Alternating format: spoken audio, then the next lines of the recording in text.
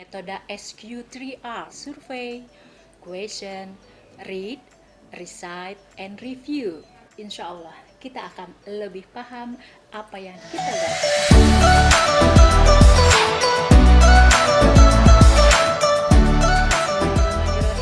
Assalamualaikum warahmatullahi wabarakatuh. Jumpa lagi bersama podcast SMA Negeri 3 Cimahi. Bersama saya Ibu Rika Rahmayanti dan Saya Bu Fuaida. Assalamualaikum Bu Faida. Waalaikumsalam warahmatullahi wabarakatuh. Bagaimana kabarnya? Alhamdulillah baik. Ibu Rika gimana kabarnya? Alhamdulillah sehat. Nampaknya Bu Ida sedang membaca ya. Iya, ini saya lagi membaca Al-Quran beserta melihat makna dari Al-Quran tersebut, Bu Rika. Kalau gitu kita baca sama-sama saja. Kita baca sambil membahas, mendiskusikan tema bacalah. Dalam diskusi kita kali ini, Bu Ida baca Al-Qur'annya dan saya baca terjemahannya. Siap, Bu Rika. Baiklah, saya akan membacakan surat Al-A'la dari ayat 1 sampai dengan 5. A'udzu billahi minasy syaithanir rajim. Bismillahirrahmanirrahim. Iqra bismi rabbikal ladzi khalaq. Khalaqal insana min 'alaq. Iqra wa rabbukal akram. Alladzi 'allama bil qalam. 'Allamal insana ma lam ya'lam. Sadaqallahul azim. Aku berlindung kepada Allah dari setan yang terkutuk. Dengan menyebut nama Allah yang Maha Pemurah, lagi Maha Penyayang. Bacalah dengan menyebut nama Tuhanmu yang menciptakan. Dia telah menciptakan manusia dari segumpal darah. Bacalah, dan Tuhanmulah yang paling pemurah, yang mengajar manusia dengan perantaraan kalam. Dia mengajarkan kepada manusia apa yang tidak diketahuinya. Maha benar Allah dengan segala firman-Nya.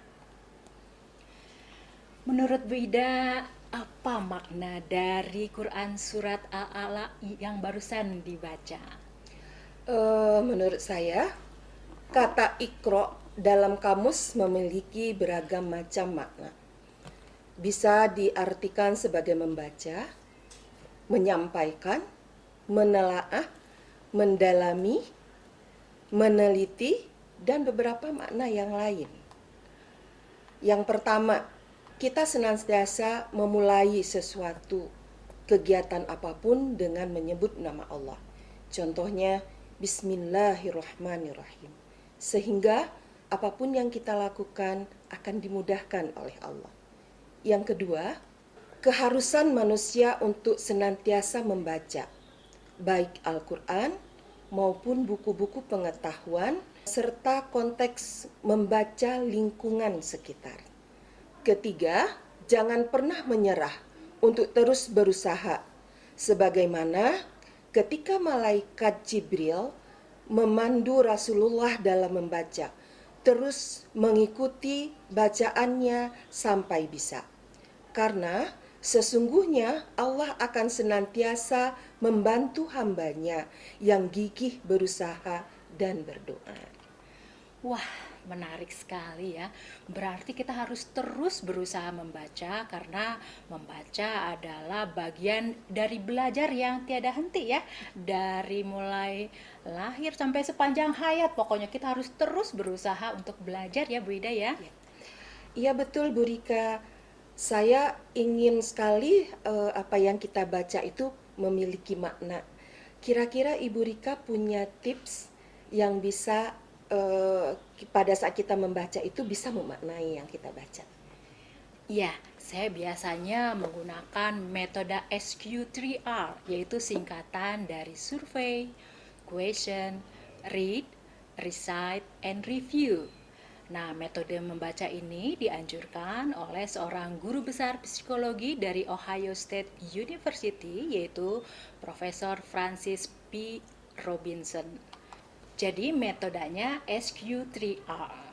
Nah, itu singkatan dari S-nya yaitu survei, Q-nya question atau bertanya ya. 3R itu R-nya ada 3. Nah, R yang pertama itu read, baca ya. Kemudian R yang kedua recite, mengutarakan kembali. Dan R yang ketiganya itu review atau mengulang kembali. Nah, ini contohnya ya. Misalnya ini ada buku ya.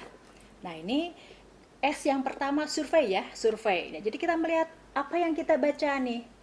Kita lihat berapa halaman yang harus kita baca. Misalnya di sini ada bab dari materi biologi ya. Di sini ada bab tentang virus misalnya begitu ya.